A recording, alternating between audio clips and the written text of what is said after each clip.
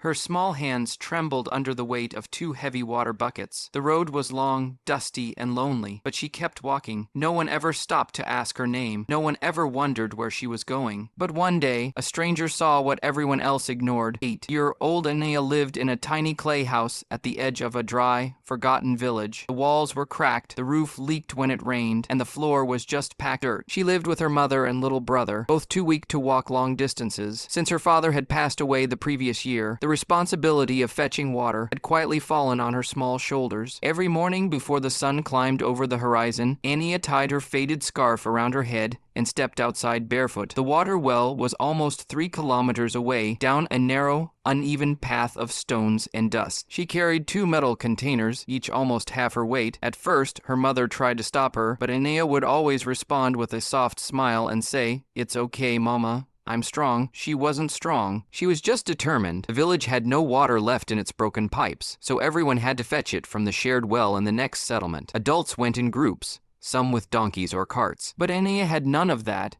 She walked alone. She stopped often to adjust the containers, her fingers red and sore from gripping the handles. Still, she pushed on because her family depended on her. Some days, the villagers crossed paths with her and shook their heads, whispering, "That poor girl, such a life." Yet no one offered to help. They always seemed in a hurry, too busy with their own pain to notice hers. At the well, she had to wait in line. She was the smallest, so people would often push ahead of her. Time passed under the hot sun. Sometimes she stood for over an hour, her stomach growling for missing breakfast. But she didn't complain. She filled both containers carefully, wiped her sweaty forehead with her sleeve, and began the long walk back. As she walked, dust coated her little feet, her back ached, and the bones in her shoulders felt like they were on fire. But the thought of her brother's smile when he drank cool water kept her going. When she reached home, she set down the buckets with shaky hands and pretended she wasn't exhausted. Her mother would hug her gently and whisper, "I'm sorry, my daughter."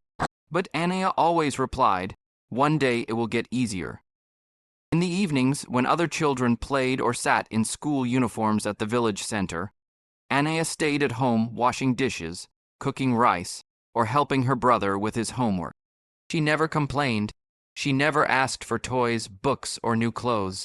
The only thing she wished for silently, secretly, was someone to walk with her, someone to make the journey feel a little less lonely. But week after week, month after month, she walked the same road with the same weight and the same quiet hope inside her heart. One afternoon, the sun was hotter than usual. The air shimmered like fire above the ground, and the road felt endless.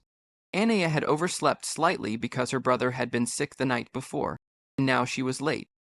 By the time she reached the well, there was already a long line. Adults with their carts and big containers were talking loudly, laughing, and filling their barrels.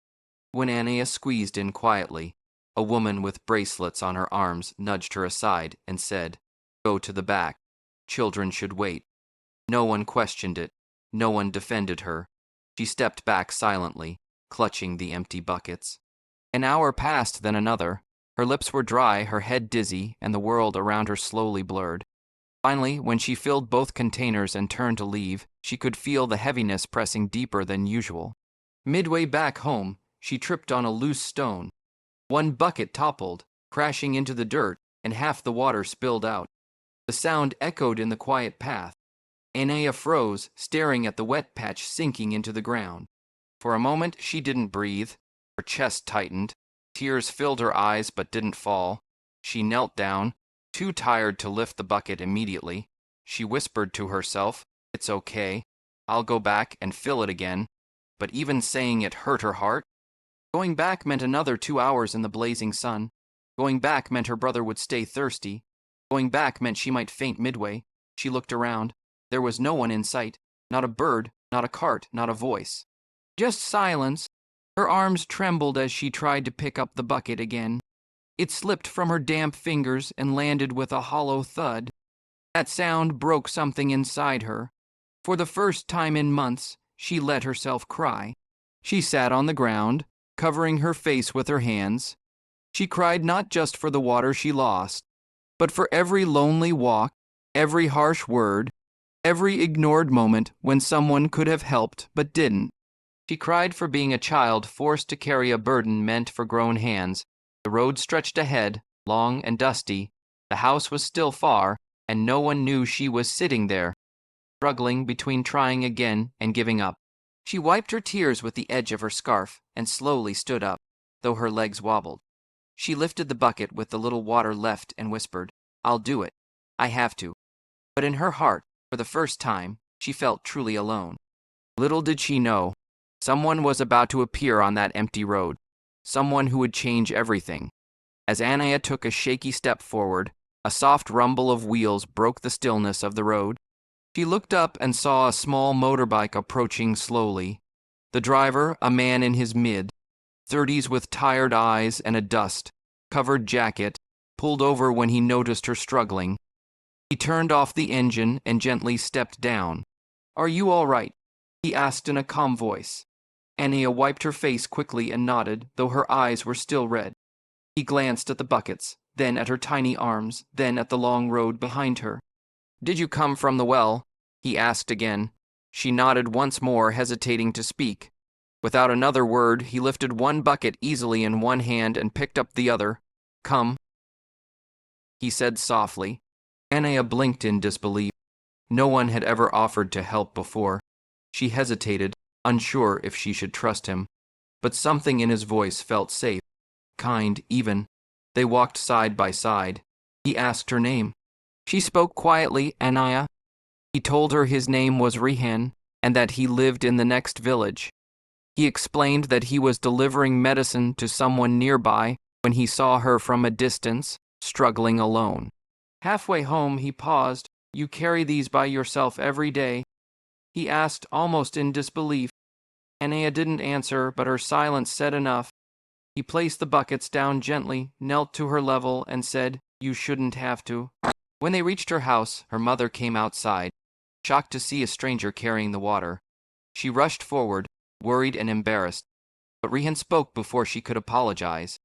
No child should walk that far alone with this weight, he said. The mother lowered her eyes, tears forming. She explained their situation in a trembling voice. No father, no help, no choice. Rihan listened without judgment, and he surprised them both. "From tomorrow," he said, "I will bring you water with my motorbike. You don't have to send her alone again." Anaya stared at him, unsure if she heard correctly. True to his word, the next morning he arrived early with clean water containers. When the neighbors noticed, they were shocked, and some even ashamed. Soon another man offered his horse cart to help. Then a woman said she'd collect water for 2 families at once.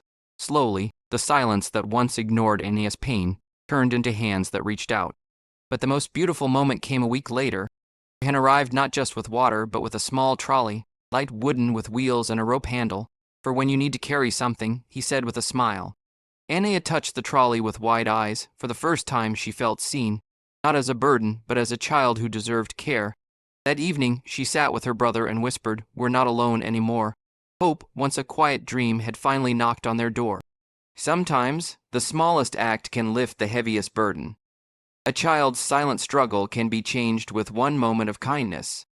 When one person steps forward, others follow. Compassion doesn't need wealth, just heart. Be the reason someone stops feeling alone.